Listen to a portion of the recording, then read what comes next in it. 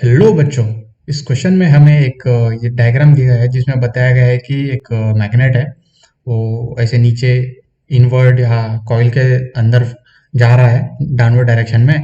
ठीक है, जब ये जाता है तो इसके अंदर एक ईएमएफ इंड्यूस होता है, करंट इंड्यूस होता है इस फ्लक्स चेंज के वजह से। ठीक है, तो हमें जो ईएमएफ जो इंड्यूस हो रहा है, ठीक है, वो उसकी एवरेज ईएमएफ की वैल्यू पूछिए पहली चीज।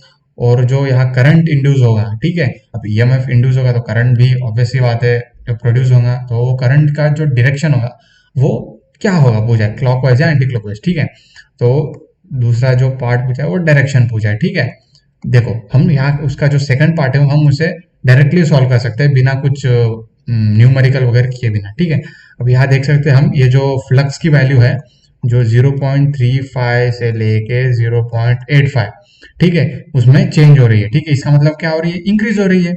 ये फाइव वन हो गया, ये फाइव टू हो गया, इसका मतलब ये इंक्रीज हो रहा है। ठीक है, अब जब इंक्रीज हो रहा है तो हम लेंज लॉ के हिसाब से जानते हैं जो भी इंड्यूस्ड करंट होता है वो जो फ्लक्स के डायरेक्शन को अपोज करता है। इसका मतलब यहाँ जो मोशन हो रहा है जिसकी वजह से फ्लक्स जो है इंड्यूस हो रहा है, फ्लक्स बढ़ रहा है, तो उस फ्लक्स को अपोज करने के लिए कुछ एक फोर्स है, इक्विवेलेंट रहता है, अपोज कर रहा होगा। ठीक है, और जो भी फोर्स रहेगा उसके ऑपोजिट डायरेक्शन में एक्ट करेंगे, ऑपोजिट यानी एंटी क्लॉकवाइज डायरेक्शन में। ठीक है, तो वो आंसर एंटी क्लॉकवाइज डायरेक्शन होगा, जो करंट का डायरेक्शन एंटी क्लॉकवाइज होगा। ठीक है, इंड्यूस्ड करंट का डायरेक्शन। ठीक है, अब बात करती है ईएमएफ की। ठीक है, अब ईएमएफ ढूंढना है तो हम ईएमएफ जानते हैं d phi divide by d t होता है। ठीक है, अब फाई की वैल्यू मालूम है। ठीक है, अब फाई क्या है, 0.85 minus 0.35 divided by time. Time भी होगा यहाँ पे कहीं, टाइम है हाँ हाफ।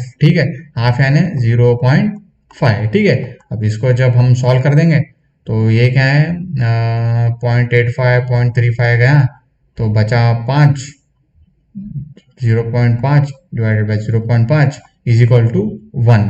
ठीक है, तो इसका जो मतलब आंसर है 1 वोल्ट के अराउंड आएगा। ठीक है, थैंक यू।